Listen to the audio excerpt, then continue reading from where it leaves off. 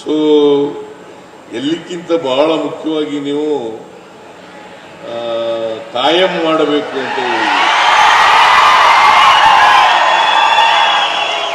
ಈ ಗುತ್ತಿಗೆ ನೌಕರರು ಎಲ್ಲ ಇಲಾಖೆದಲ್ಲಿದ್ದಾರೆ. ಎಲ್ಲರೂ ಕೂಡ ಗುತ್ತಿಗೆ ನೌಕರರು ಕಾಯಂ ಮಾಡಿ ಕಾಯಂ ಮಾಡಿ ಕಾಯಂ ಮಾಡಿ ಅಂತಕ್ಕಂಥ ಬೇಡಿಕೆ ಇದೆ. ಇದನ್ನ ನಾವು ಚರ್ಚೆ ಮಾಡಿ ಏನು ಮಾಡಬೇಕು ಅಂತ ಯೋಚನೆ ಮಾಡ್ತೀವಿ.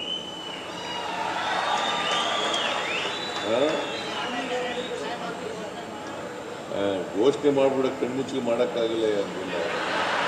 ಅದನ್ನು ಮಾಡೋಕ್ಕಾದ್ರೆ ನಮ್ಮನ್ನು ಬಿಡ್ತೀರ ಸುಮ್ಮನೆ ನೀವು?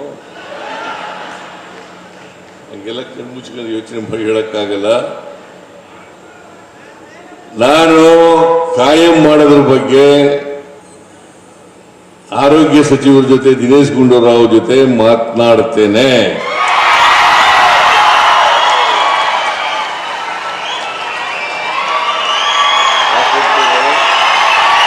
ಒಂದು ಇಲಾಖೆಗೆ